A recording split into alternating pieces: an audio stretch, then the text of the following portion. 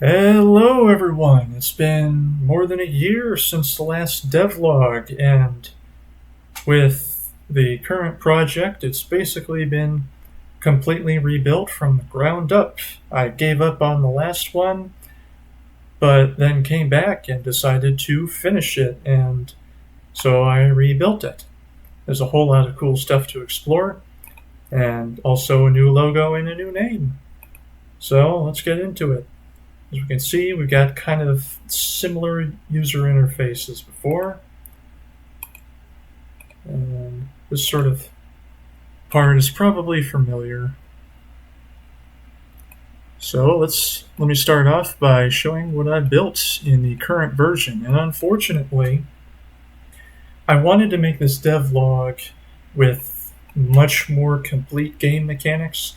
I wanted to get in culture, religion, diplomacy, combat, and faster than light travel in before I made this devlog, but unfortunately, there were a lot of inconveniences along the way.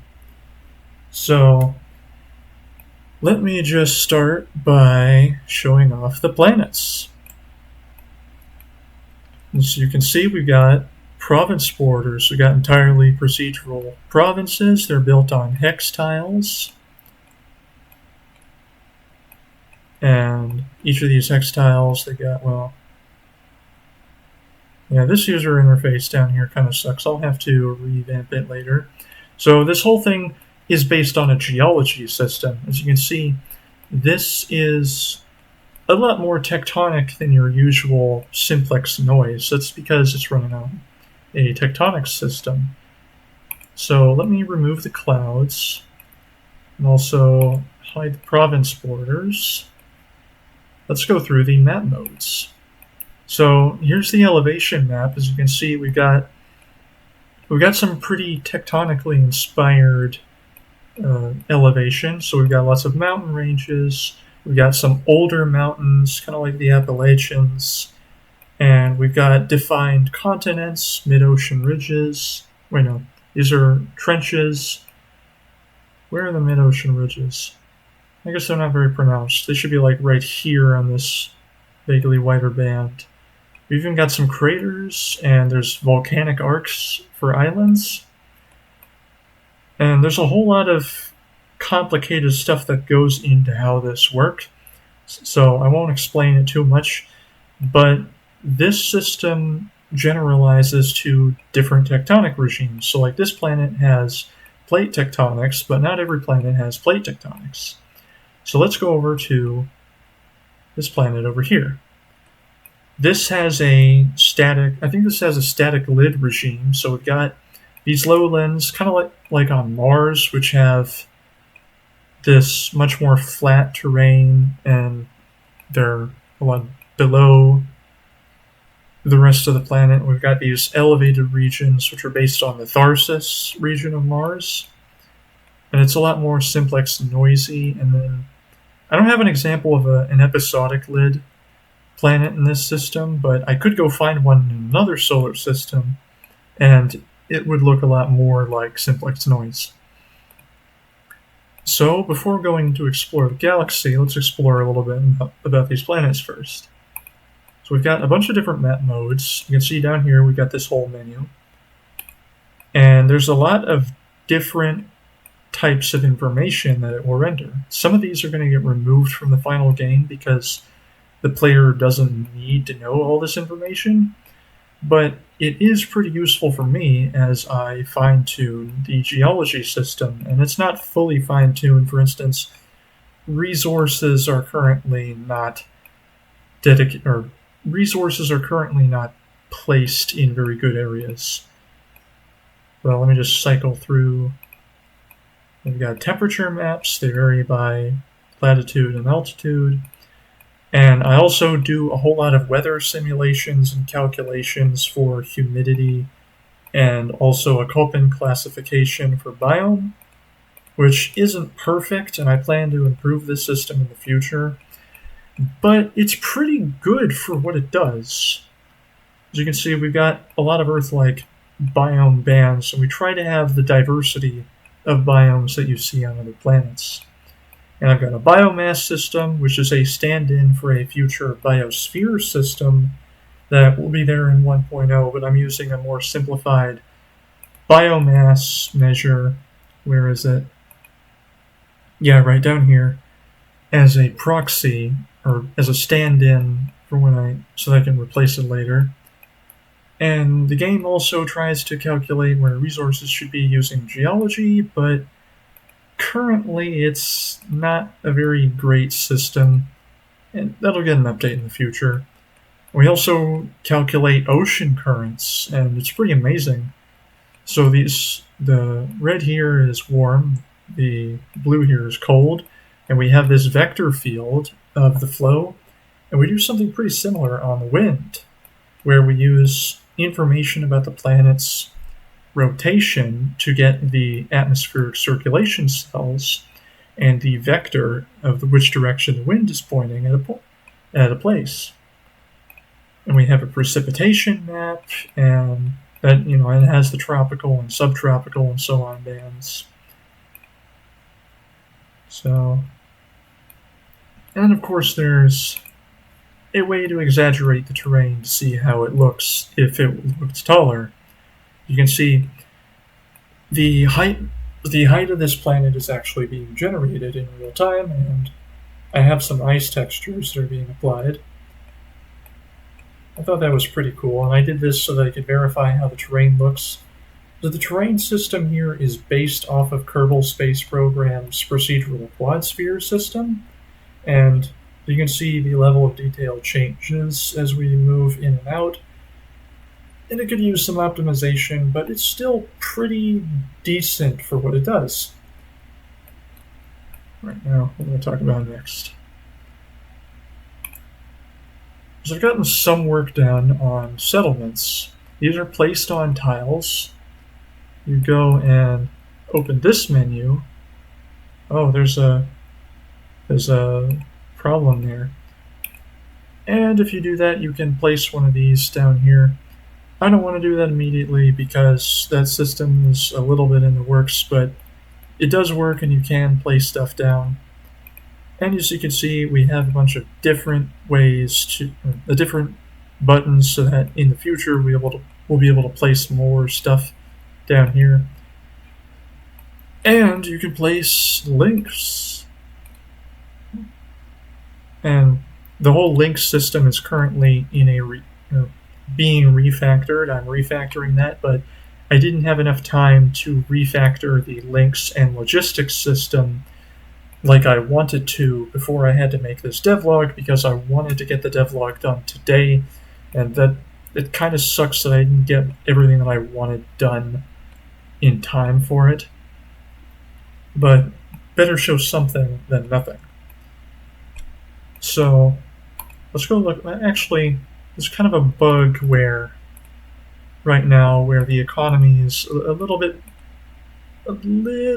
goofy on the first day. So let's do some time warp. As you can see,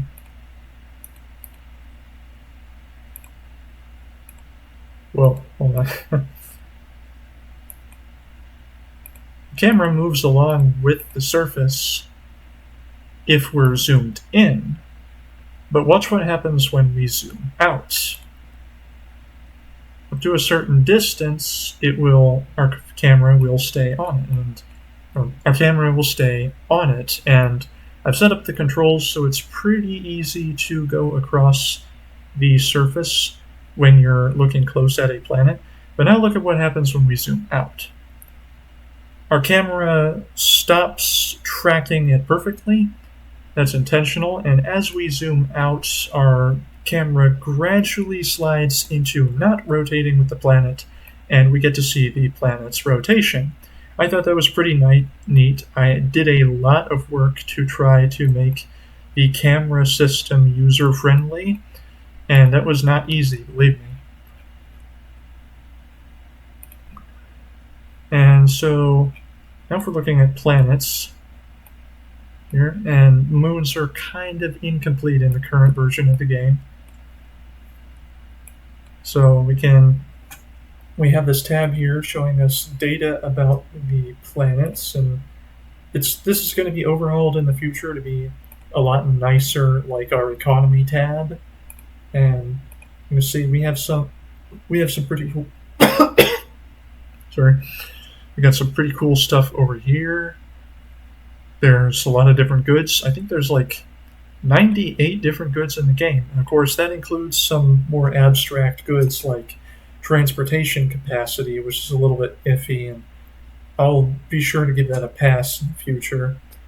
But we have a lot of stuff here. So this game's supply chain, and this is very important to note, this game's supply chain is going to be very, very complicated. There's a lot of it. You don't have to micromanage it because the whole system is based on a private sector. And, capitalism, buildings build themselves according to money that's put into the investment pool. Capitalists will put their funds, all the profit that they make, that they didn't spend on, I don't know, luxury yachts or whatever, and they'll put it into this investment pool over here in order to build buildings. And you can do that manually, and it will, I think, take from... Hold on, let me just check. Does it take from the investment pool or the budget? Oh, and I've got a lot of pie charts here to show information. Oh, well, that's kind of odd. I think this is not a very good use of space. Anyway, suppose I build a bioplastics plant. Will it take from...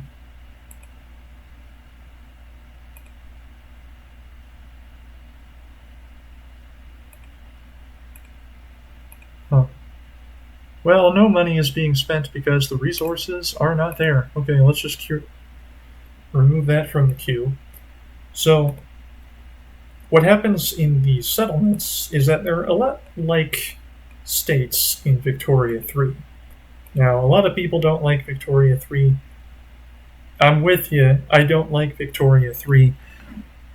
I liked the economy, but the military gameplay was just so lackluster that that's why I made this game, because, well, I like space, but I also like good gameplay, and I wanted to have a game with a Vic 3 economy, or something like it. It's not exactly Vic 3, because there's some extra considerations like logistical links and also these spaceports over here, which in the future will be used so that freighters can come and physically pick up goods and take them to other planets or other stations like this to be sent down to the planet with a space elevator and so on.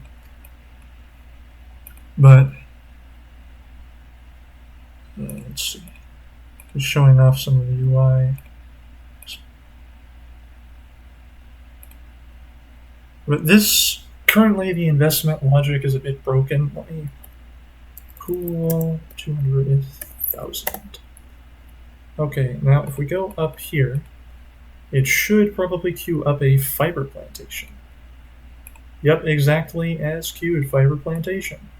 And it's starting to build, and currently the investment UI is a bit broken because it will build in excess of stuff until it, it's supposed to build a profitable excess, but in this case it starts building up until there's a whole lot that it's not, like even right now it's not even being fully sold. So the logic is a little bit broken, but you can see it does work at a prototype level. The investment pool money is going into funding new construction of buildings that the game thinks is profitable. The logic just needs to be fixed and cured of bugs. Let's see. So then, what system is this built on? A POPs system. So with POPs, you've got a system a whole lot like a whole lot like the Paradox games. So you've got pops split by profession, culture, and religion, and in the future there will be clade or species, but right now only profession and split by building is modeled. So I'm not currently doing culture or religion yet. I will probably have that out by the next devlog. When that happens, you'll see the culture and religion, and then in the future, the species of the pop will be included in this label here before engineer. And as you can see, we have a standard of living system. We're tracking the population growth down here, the pop's wages, and the pop's current wealth. They all start out with a default amount so that the economy has some money to go into circulation. And let's go into one of these. Which one's profitable? Oh, no, wrong city. Let's go into this livestock ranch. So you can see the buildings are owned. It's a system where this financial district over here creates shares for buildings or levels of buildings that its capitalists take ownership of. And currently, they're not doing super well, but they're doing pretty good for themselves. So the capitalists, they will take the money from these other buildings that they own, like for instance this food processing plant, and it will be delivered to them through their shares through this financial district, for which the pops will spend on stuff that they want, and then because they're capitalists, because they can invest, it will go into this investment pool. So that's how the economy basically works. And inputs are taken in by this building, they're converted into outputs, and it depends on the production method. And there will be a lot more production methods over here in the future. These are just placeholders to test the concept. So let's go into our trade tab. It's not done. Let's go into the budget tab. And this is something that the previous project had, but it was a little undercooked. And it's still a little bit undercooked. But I think I like the new tab more. So we are tracking our GDP on this line graph, and this tooltip really needs to show the date. Unfortunately, it doesn't. It will later, don't worry. You can see we've got our current treasury. It's tracking the inputs and the outputs. Likewise for the investment pool. The game is showing us our income and our expenses. It's showing us detail about our sovereign debt, like our interest rate and our credit limit, showing us how much bureaucratic capacity that we've got. It's showing us the deficit, and if we open this, we can see our credit rating. So we've got these credit ratings. It's all based on the New Order, The Last Days of Europe, which I liked, but unfortunately the mod developers took it in a direction that I didn't like. They tried to make it more realistic and less fun, and I don't like that. So you can track your credit rating over here, and eventually these icons will be specific to the economic sphere. So for instance, America will have its own economic sphere. In the future, it'll be called the American Common Market, and it will have, in the future, special icons for these, likewise for this. And on this tab, well, that kind of sucks. Yeah, there's some problems with the UI. We can see the leading economies. And right now, the Papal States don't have any authored buildings or pops, so they have no GDP. And we have all of the world's GDP. It should say the sector, but that's okay. So, now with that dealt with, I need to get into showing off ships. And in the last devlog, where I left off before I scrapped that version of the game and rebuilt all this, I did make it up to the budget tab, although it looked a bit different. I didn't make it to making ships, and as you can see here, space stations, and this one also counts as a settlement because it's an anchor station. It's 32 kilometers long, by the way. Everything here is to real scale, although it's scaled down, but it's proportional, so it looks as it would if this were all real scale. But the latest contribution that is special about this devlog is that I now have a ships system, and oh boy, is this detailed. It is quite detailed. As you can see, we do a lot of calculations. All of this is derived from real physics, where so we have two different modes for ships. Boost, which is for combat, has a lot more thrust. Cruise, which is for long, efficient burns through space. We do a lot of calculations. Dry mass, the propellant, the total mass, how much of it is fuel, how much of it is cargo. Yeah, do I have a cargo bay? Huh.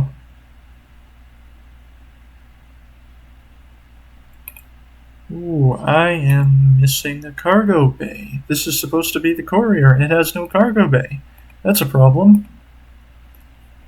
So I've included here the space for the game's warp mechanics, at least as far as determining ship warp performance. And also I've got our RCS, or reaction control systems, which will be relevant for maneuvering during combat, like turning the ship, making small maneuvers. And I've got a system where the ship generates power through this reactor here, and it removes the waste heat through these radiators, which you can see if we change the color, if we change the temperature, it will change the color. And I can change which type of radiator I want. As you can see, this is how we change parts, and we have a bunch of different options here. The best in the game is Dusty Plasma Radiator because it scales a lot better. So let me turn the parts scale up all the way to 4x. You can see it gets a lot bigger or smaller depending on how you scale it, and that's true for the internal components as well, although they don't visually scale, they just change their stats so that they can store more stuff or produce more power or whatever. So for external components like this engine here, if we scale it up, it increases the mass, but it also increases the thrust, and it lowers our delta V because the ship is a little heavier. Well, see, with a big engine, and these are just placeholder models. Eventually this system will work so that there's a bunch of different 3D models for each of these engine sections, these ship sections, and then for the external parts like the radiators and the engines and also the railguns. Eventually there will be 3D models in Blender, and it will look a lot nicer than the current placeholder. So the way that this whole ship design system is, you put stuff in these slots. They have stats and also weights and also material costs. And as you can see down here, we estimate the cost of building this ship using base prices or national average prices so that you can figure out how much it will cost you to build these things, because it takes the resources, you have to pay for the resources, and then eventually when I make shipyards, it will take those resources that you paid for and then build the ship. And then they generate or consume energy and waste heat. So like for instance, this reactor has a conversion efficiency. Likewise for this engine, it has a, what's it called? Unfortunately it doesn't. Okay, so it does show, so 0.1% of the jet power ends up as heat in the ship, and that varies based on the engine. So these things generate waste heat. They have to be disposed of by the radiators. Your electric capacity is shown here, and your heat rejection capacity is shown down here. And there's heat sinks. So we've got batteries and we've got heat sinks, and that shows capacity. And the parts cost a certain amount of crew, so you need crew capacity, and of course you need a bridge. That just about does it for how ships are designed. Other than that, you can change the section variant, so I can change between different variants of this section. And eventually that will be a lot more visually prominent, but you can see it had some visual effects. So now, what do I do now? I need to... Huh? Well, that's weird. The station's missing. Yeah, very much wouldn't be able to release this today. Yeah, that sucks. Well, let me open the command. I don't have the best memory. Fleet spawn, ticket mark 1. It was 3, and then the body ID is 2. Okay, there we go. That was correct.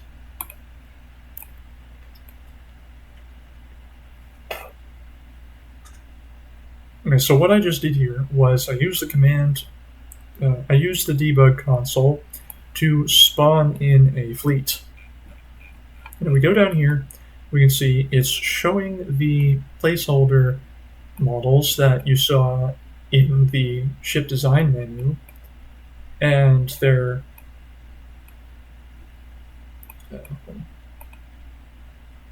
got this menu here. So we have the data here for the ship's or the fleet's current state. We have lots of important information. Basically, this is kind of like KSP on steroids, but with a little bit less autism. So if we go down here, I've even got a pork chop plot for navigation. So let's say we want to go somewhere. Let me zoom out. And I want to go to Mon. So I've right-clicked on Mon, and I want to plan a flight there. That does not look like a very good plan. Let me change. What would be used best? Oh.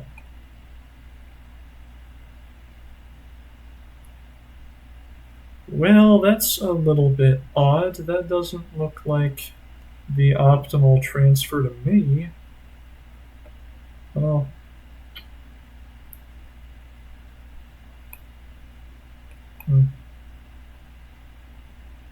Yeah, I don't know what's going on there.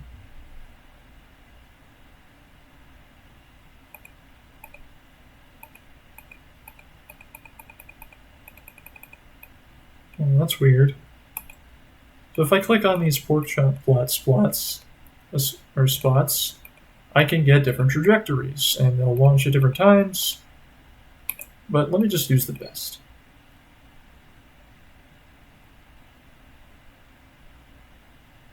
And of course, if I wanted to, I could use a ridiculous amount of delta V, and that wouldn't really work, because the system is currently quite buggy, as you can see. It took a long time to make this be stable enough to work, and I'm still really pissed at how it turned out. So 2930. Let's go. Will it depart?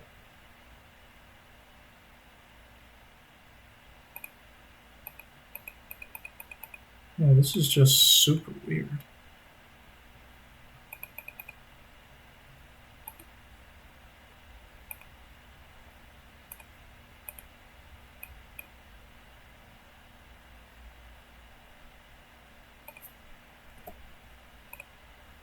Okay, let's just burn now. I don't want to.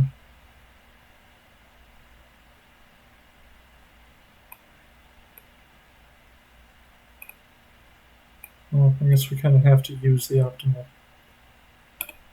All right, so engaging. It created a bunch of maneuver nodes. We could also create. Something's weird. So yeah, this. It wasn't doing this before. This used to be a lot more precise. This used to be like perfectly fluid. I'm not sure what happened. So you can see, we can create maneuver nodes, and it's a lot like Kerbal Space Program, but I'm not going to show that off. Ooh, time warp's too high. So you can see we're moving.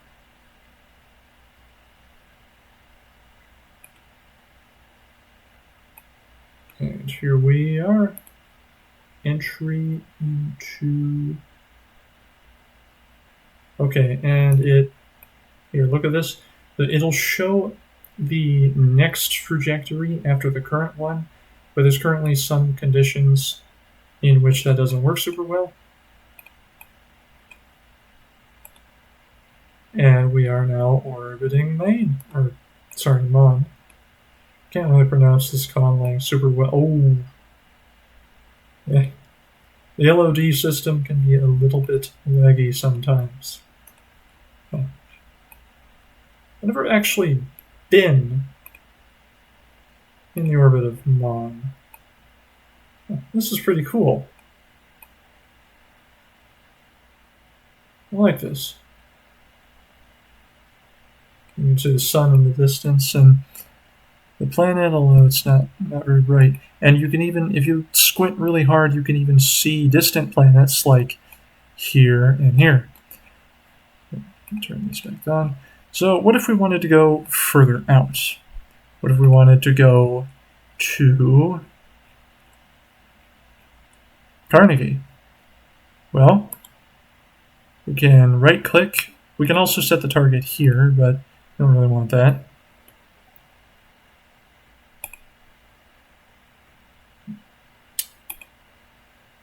Yeah, that is currently bugged.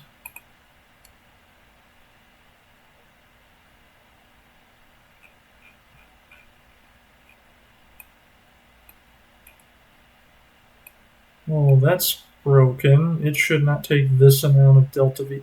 Like, when I made this, it worked just fine. I don't know why it's broken now.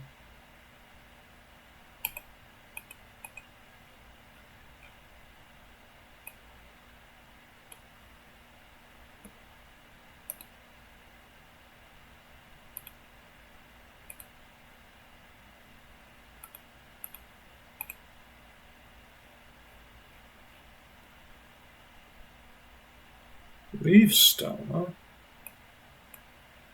That's ridiculous. Why is the autopilot doing this? It's not... Oh,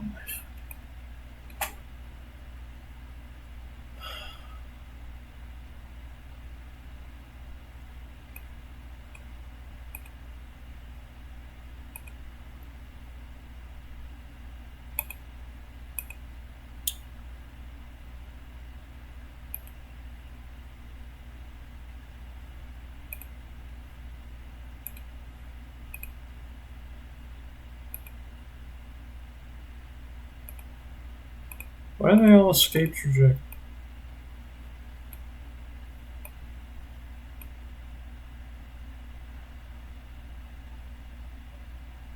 I'm pissed. I spent days working on the autopilot, and it's all broken. What the fuck? Excuse my language. Why is it doing this? I targeted low orbit. What? So it'll take me to synchronous orbit.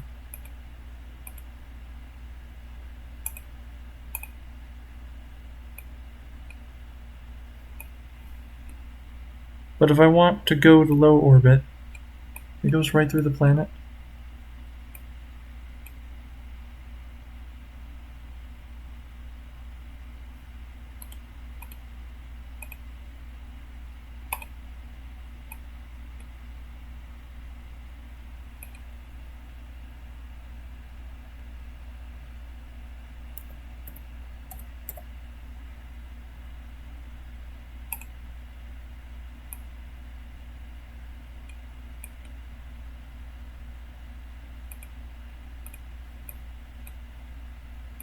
Well,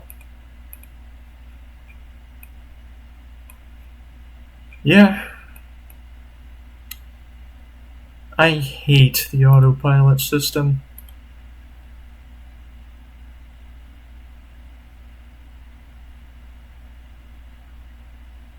I'm just gonna go fast. Metapart now. I don't care, I'm gonna go fast.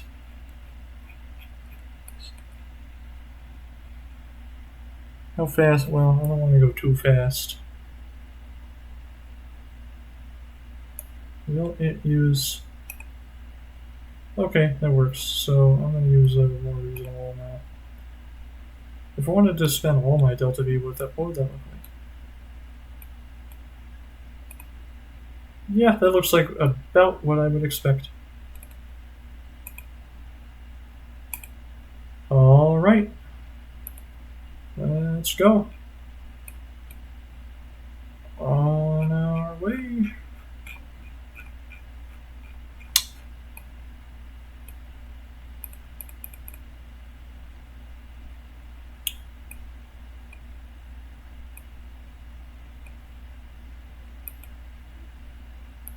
Check out that view.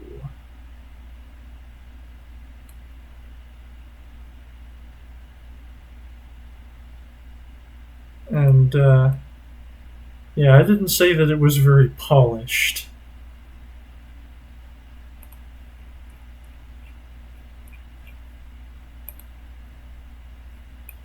Oh, there we go.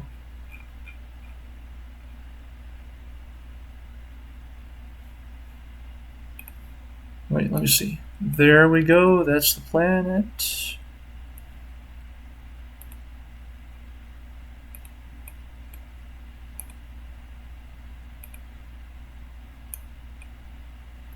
Let's see. Oh, go away. I don't want to make it up. There's also a bit of an issue with rendering the atmosphere at low levels of detail. And here we go. Maneuvers completed. We are now in orbit around a different planet. We have just successfully completed an orbital. We have just successfully completed an insertion burn, and we have visited another planet. Or can I lower my orbit?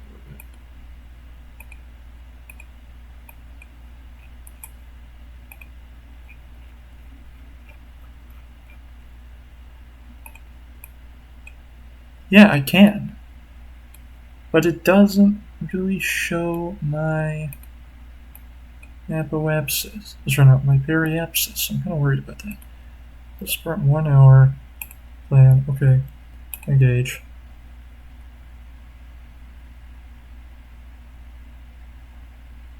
Thank goodness it didn't spend that whole budget.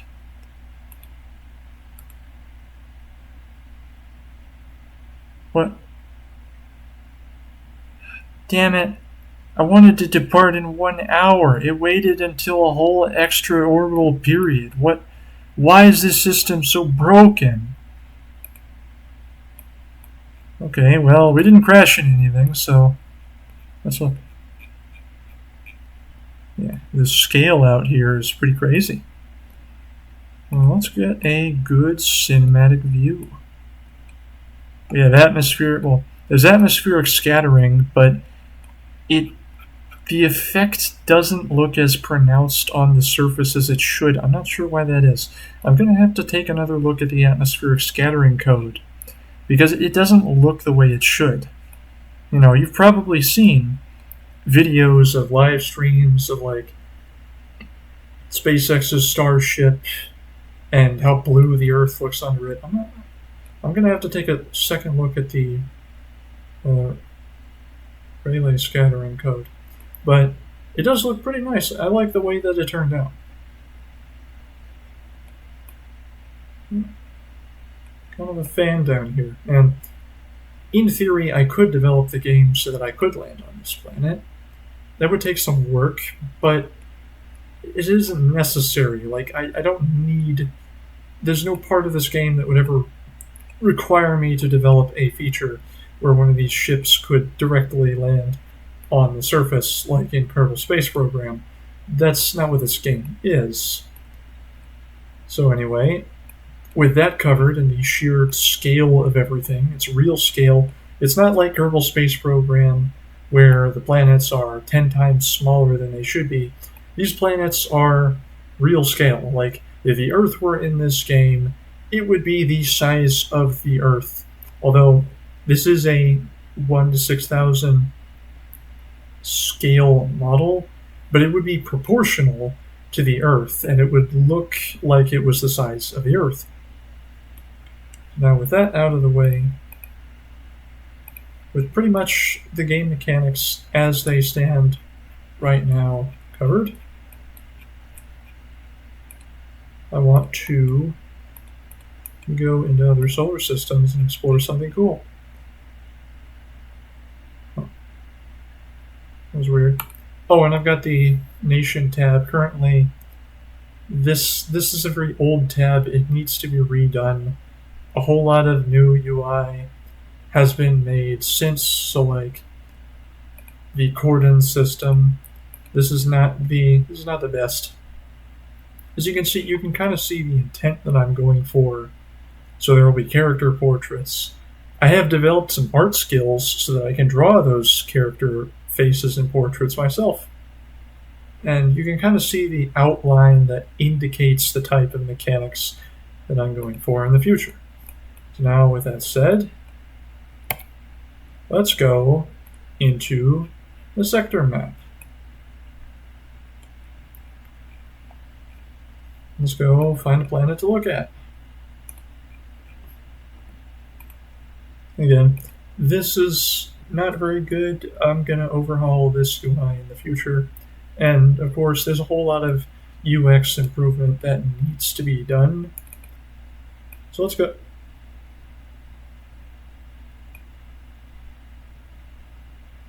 Oh, that's quite a nasty bug. Right, so let's just go explore these planets. Yeah, the moons are a little bit close in. Also, the camera adjusts to the planet's axial tilt when you close in. For some reason, moons are placed really close in, and I will have to take a second pass at that in the future. Got some cool planets. I want to see, are there any interesting planets in this system? If I look at the atmosphere, carbon dioxide, nitrogen. Boring. So you can see we generate a large variety of planets. Oh, and the station is visible too. Wait a minute.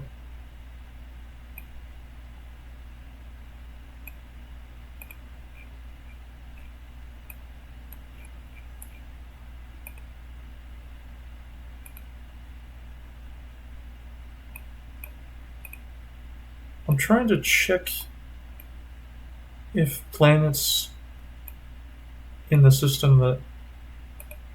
What? Why is there no orbit line? What in the Something broke. Something broke and it won't... That's weird. Yeah, there's a lot of bugs. Nitrogen, oxygen. Well, oxygen means this planet has life. Ooh. Oh, I got lucky on this system. This planet has native life. This planet just has native life. As you can see, if I had the clouds, you can see that looks kind of cool. Yeah, I'm always happy to see these. Tundra, yeah, this planet's a little bit colder. Subtropical monsoon, ocean. There's a lot of biomass in the ocean here, although it won't tell me how much on the ocean. Alpha zones. This planet even has some nice biotic soil. Well, it should, but there's some code problems preventing it from always having the right soil type. That's weird. Like, the topsoil shouldn't be bare rock. Like, sometimes it's alpha soils here. Shouldn't be bare rock. How old is this planet?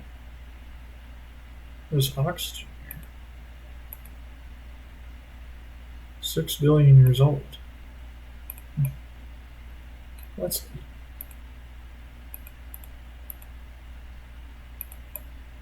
What's on the up? Huh. Well, that's neat. It's kind of like a big supercontinent.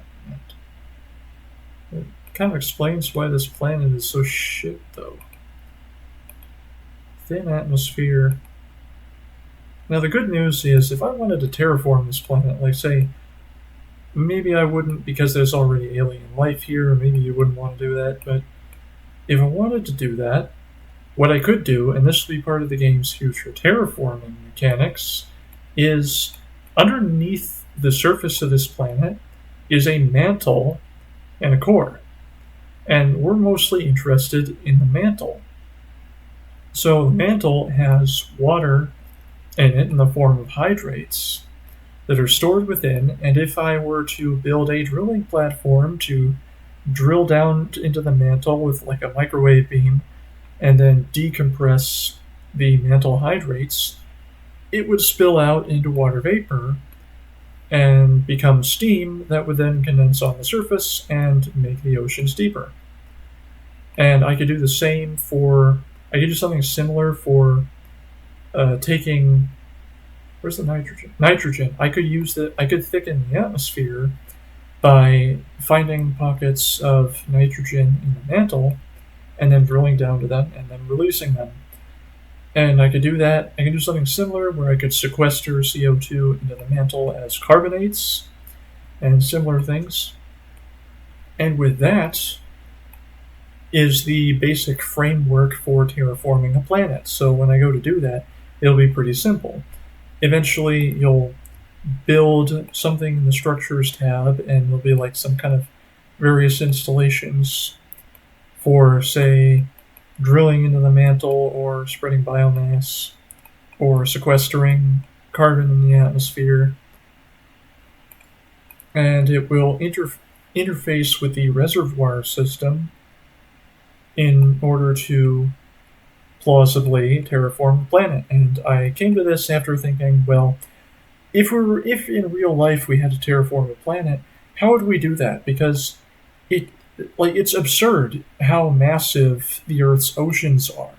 If I recall, it's something times 10 to the 21 kilograms of water. It's absurd. You couldn't just slam comets into a planet. There's just not that much water in comets in the solar system. You'd have to mine a substantial chunk of Europa or Ganymede in order to get enough water to terraform Mars, and the amount of energy required to put it there would be absurd. But with this mantle hydrate system, which is based off of real-life geology, it plausibly answers the question of how could we realistically terraform a planet. If we go, what's over here? Just more rocky. Oh, that's kind of cool. I really like the planets that I made. What now? What now? Yeah, this UI is also in pretty desperate need of a rework to look like the much nicer economy UI and settlement UI that I just made.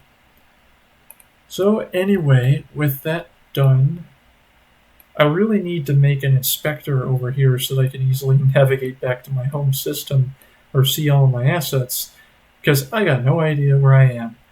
That will be one UX issue that I need to fix soon.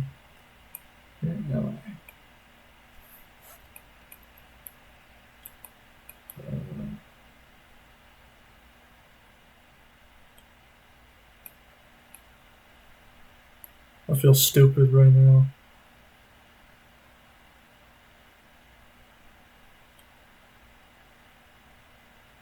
Well, I guess we could just go explore a binary system. Huh. Well, that seems to be the root of the bug. Icons and planet bodies, which do not actually belong to the system, but belong to previous systems that I visited, seem to be showing up here, and that's why they don't have orbits. That kind of makes sense in Highlight. So anyway, look at this cool binary star system.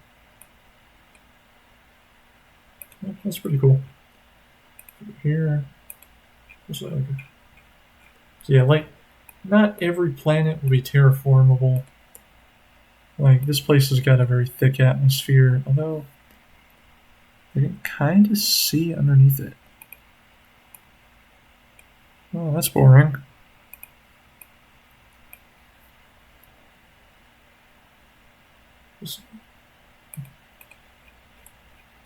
Future plans.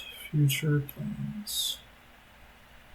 Well, the future plans are, I'm going to complete all of these tabs, and by the time that I make the next devlog, what I plan to have is pretty much all of these tabs. So we've got law and policies, faction or political factions, then there will be a government tab, there will be an intelligence tab, diplomacy, research, and the economy is the one that we have.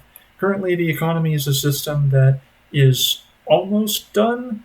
It just has some problems like the investment UI and like interplanetary logistics not being tested, and some other stability issues.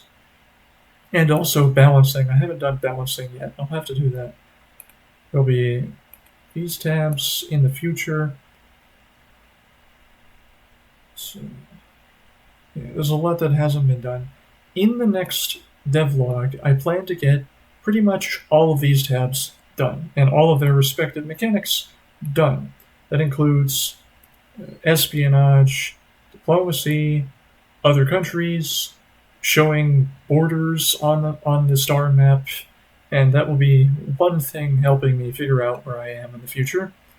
And I don't worry, I have a plan for how to render 3D borders in space. I just haven't gotten around to that yet.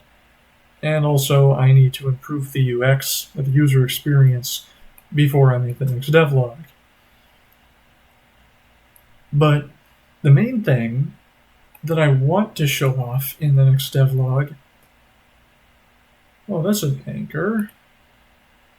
If I go there, I'll figure out where I am.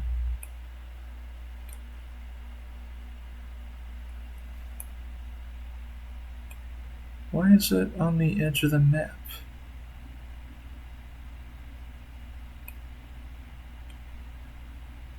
Well, I was supposed to be able to find out where I was. Oh well. That's a user experience problem that I'm going to have to solve. In the next devlog, I want to show off all those mechanics like culture and religion. Oh, I need a religion tab. I need a religion button. I haven't done that here. But I also mainly want to show off combat. That's like interstellar flight, all the remaining game mechanics, and combat is what I want to show in the next devlog, and it's going to be what I work towards. And after that, what I want to do is I'm going to release the game on early access on Steam, and I'm going to build a Discord community. Actually, I think after this devlog, I'm just going to go ahead and build that Discord community like now. So, as you're watching the video, I should have the Discord community set up and finished. And in that community, I'll be able to give out keys for access to the game, and I'll ask people to find bugs for me, and I'll be doing a lot of bug hunting myself, and I won't release it in a state like it is now, like where you can't play it as a game because it's so incomplete. I will release for early access a very in development alpha version, which is at least a complete game or can be played as such, even though it won't have all of the content like story and assets and art, but it will be playable once I release it in early access. I'll be trying to get people to play the game in order to find bugs so that I can squash those bugs, and also to complain about the game so that I can address those complaints by fixing the problem that makes it annoying or making the game better. That's one of the things that I want, is community feedback in the early access stage. I think that a full early access release is probably doable within the next couple weeks, although that's cipher time, so it's probably going to take a little bit longer than that. It's going to be soon, but for a full 1.0 release, like with all of the content, that would probably take a few months. And in the meantime, I hope to secure some funding, possibly through a Kickstarter. I think a Kickstarter would probably be pretty good. And one of the things I want to do with Kickstarters is regularly update with devlogs what's going on, show off mechanics, and show people what they'd be paying for. And with that Kickstarter money, I could, fund my development, maybe hire people to make some assets. Probably hire people to make some assets, because I'm not that good at 3D modeling, and it'd be better to have a specialist. And well, I think I've just about covered everything that I wanted to cover today. So I guess that'll be the end of the devlog. Right? I'll go back to the main menu. Actually, some behind the scenes stuff. The UX here sucks. So it's hard to author everything as JSON files. So I made myself this little sector editor that, in a very clunky way and needs to be improved, allows me to peer into the data of these planets and even change them if I wanted. I'm not going to do that here, but it does allow me to author these systems or make the systems how I want them to. Although it's not a complete system, it's also how I placed these settlements in the first place. So like all these, and also the roads, I placed all these in the system editor. This is going to be accessible to modders.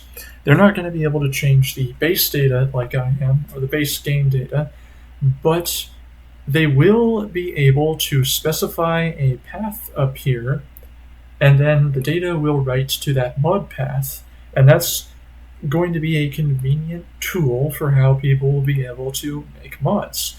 Everything in this system is designed to be modder friendly. Everything is data driven. It's designed to be as easy as possible for a modder to tweak values and also make their own content. So like, for instance, they'll be able to make their own leaders, nations, focus trees, buildings, resources, ship parts. They'll even be able to make fantasy ship parts or whatever. Like, you don't have to constrain yourself entirely in my system. And the idea with modding is that every good game that I've ever played was highly moddable. And I really like the Paradox modding community. It really just brings out the best in people when they make mods. So I want to make it possible to easily mod my game. So, like, for instance, this dark blue thing here, this is a placeholder for the splash art, which I am learning how to draw and make my own art. I've gotten pretty decent at it, but still have a little bit to go before I can competently make the splash art. So, like, I need to learn coloring and I need to make better faces and clothes, but I'll be able to do a lot of the art myself. But you could make your own mod and make your own splash art, and it would fill this entirety of the screen. You could also fill the images here and change the tooltips. You could make your own storylines. There's a lot of cool stuff that you'll be able to do in this game as a modder. That's pretty much all that I have to say for Devlog today, so I'll just wrap it up here and see you guys in the next Devlog.